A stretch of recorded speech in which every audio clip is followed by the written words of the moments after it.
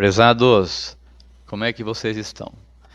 Dando continuidade aqui nesse capítulo de infrações aqui do nosso Manual Brasileiro de Fiscalização de Trânsito,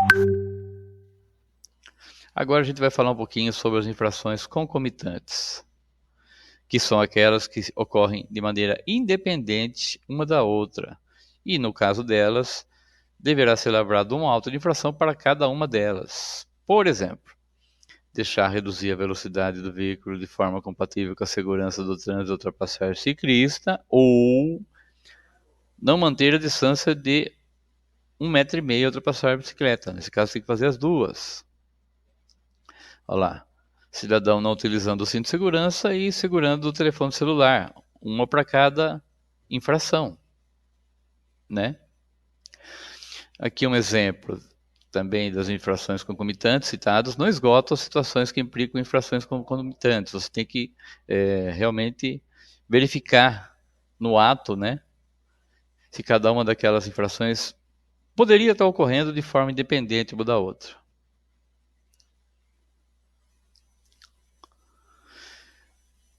A concomitância não ocorrerá, entretanto, em infrações que não podem ocorrer simultaneamente, né? Foi o que eu disse, conforme a tipificação de cada uma delas.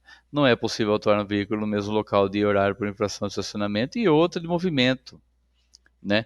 Você faz uma ou você faz outra, né?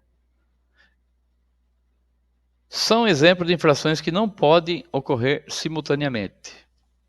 Veículo estacionado na esquina e com licenciamento vencido, sem que tenha sido constatada a condução desse veículo.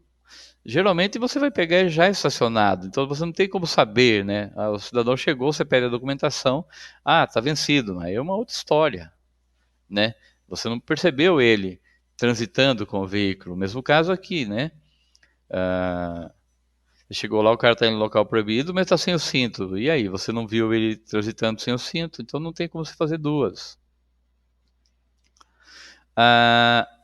As infrações continuadas caracterizam-se por uma conduta única, inalterada e ininterrupta, observada mais de uma vez em momentos distintos e sequenciais. Nesse caso, deverá ser lavrado um único AIT. Mas é importante ressaltar que a abordagem do condutor faz cessar essa infração continuada, ou seja, vamos chegar aqui no exemplo. Pensa o seguinte, condutor ou passageiro está sem cinto. Aí passa em determinado local uma viatura da Polícia Militar autua o mesmo. Aí ele segue em frente, faz uma conversão à esquerda, depois ali um pouco à frente uma viatura da Guarda Municipal, vê ele também sem cinto e aí faz uma outra autuação.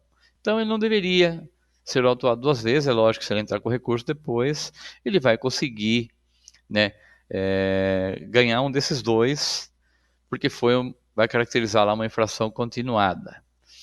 Agora, por que essa informação aqui é importante? Porque, vamos supor, o cidadão vem vindo sem cinto ali, no mesmo exemplo, aí a guarnição da Polícia Militar o para, né? Parou, ele está fazendo um comando, ele entrou sem cinto ali no comando, faz uma autuação no cidadão ali por estar sem cinto, e aí ele sai com o cinto bonitinho. A hora que ele faz a conversão à direita, ele não gosta de usar o cinto de segurança, não acha importante, ele tira o cinto e mais um pouco à frente, aí tem uma viatura da Guarda Municipal, aí faz a autuação nele. Nesse caso não é mais uma infração continuada, ele foi abordado anteriormente, entenderam a diferença? Infrações sucessivas caracteriza pelo cometimento de repetidas condutas idênticas ao longo de um percurso. Nesse caso, será lavrado um auto para cada infração. Vamos aos exemplos. Uma ou mais ultrapassagem pela contramão, né, de direção. 2 ou mais excessos de velocidade, 2 ou mais avanços do sinal vermelho. Esse tipo de infração acontece muito, por exemplo, quando uma viatura está fazendo acompanhamento do veículo suspeito que resolveu se evadir, né, da guarnição.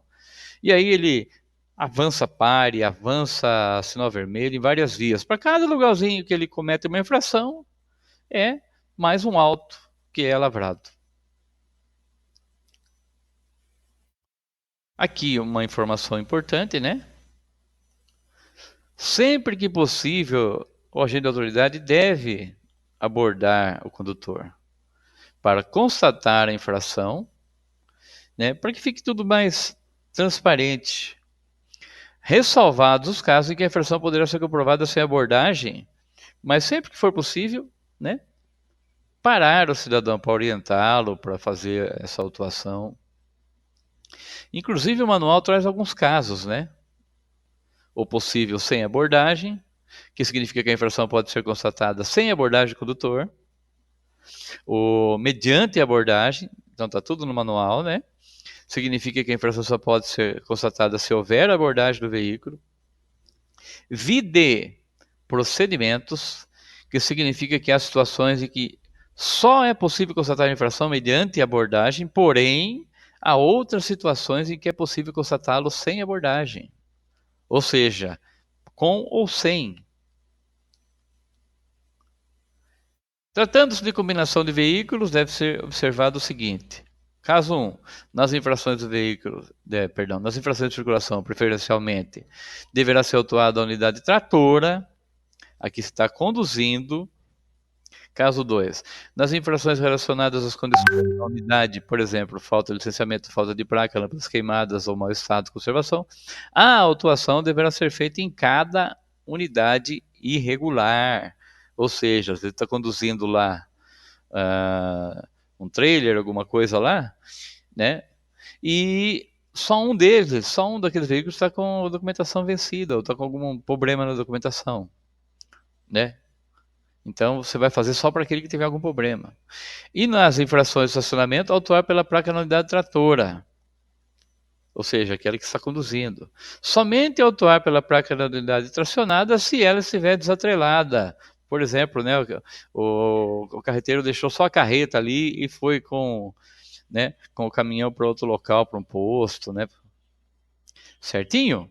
Na próxima conversa que a gente for ter aqui no próximo vídeo, a gente vai começar a falar aqui sobre fiscalização de veículos de emergência por equipamentos eletrônicos. Mais um tópico aqui do nosso manual.